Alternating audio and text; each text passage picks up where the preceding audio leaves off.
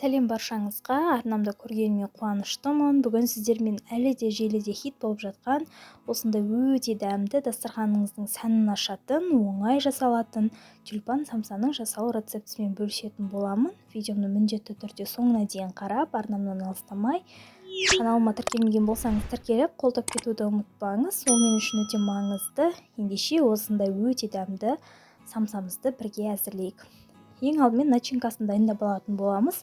Начинкаға мен тартылған ет пен пиязды, содан соң дәміне қарай тұзымызды және бұршымызды салып, жақсылап араластырып алатын боламыз.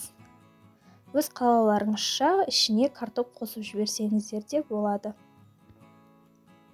Неге пияздарымызды дәл видеодағыдай ұсақтап майда етіп турап алдық.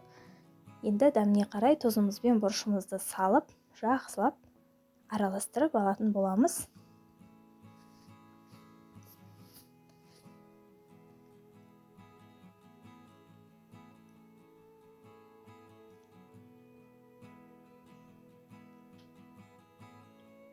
Мінекей біздің начинкамыз дайын. Менде осындай дүкеннің дайын қатпарлы қамыры. Сіздер өз қалаларыңызша үйден де жасасаңыздар болады. Менің каналымда қатпарлы самсаның да, песочный самсаның да жасау рецептілері бар. Қаласаңыздар, описание бөліміне сілтемесін қалдырып кете аламын. Мінекей қамырымызды дәл видеодағыдай жұқа етіп жайып аламыз. Содан соң дәл видеодағыдай конус пішінде айналдырып орайтын боламыз. Астын міндетті түрде жақсылап түйіңіздер. Мінекей біздің тюльпан самсамыз осылай жасалады. Сіздерге түсінікті болу үшін тағы да 1-2 рет қайталап көрсететін боламын. Мұқият көріп алыңыздар. Дастарханыңыздың сәнін ашатын өте керемет самсалардың бірі.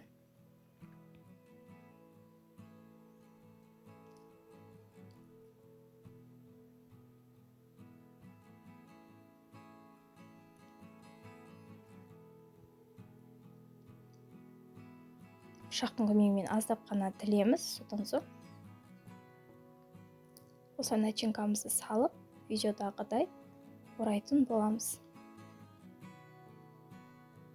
Қатты нығыздап астын түйіп аламыз.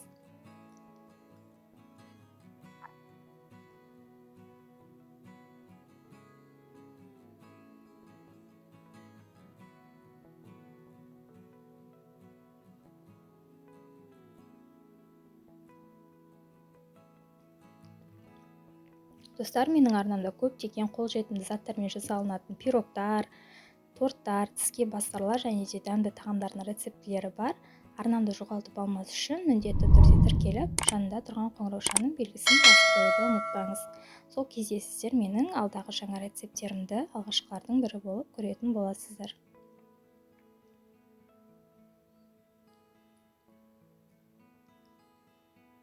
Мінекей барлық самсаларымызды осылай түйіп шығатын боламыз. Содан соң пергаментімізге орналастырып, үстінен жұмыртқамыздың сарысын жағып, және де өз қалауларыңызша бетіне кунжут немесе мак сеуіп, қызып тұрған пешімізде қызарғанша пісіріп алатын боламыз. Жасап көріңіздер, міндетті түрде өте ерекше көрінісінің өзі дастарханыңыздың сәнін ашатын самсалардың бірі.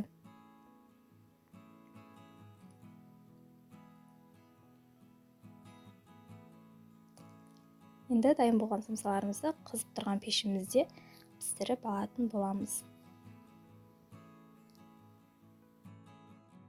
Мінекей көріп тұрғандарыңыздай біздің самсаларымыз пісіп шықты. Көрінісінің өзі өте ерекше. Міндетті түрде жасап көріңіздер. Ас болсын. Достар, видеомды соңына дейін көргендеріңіз үшін рахмет.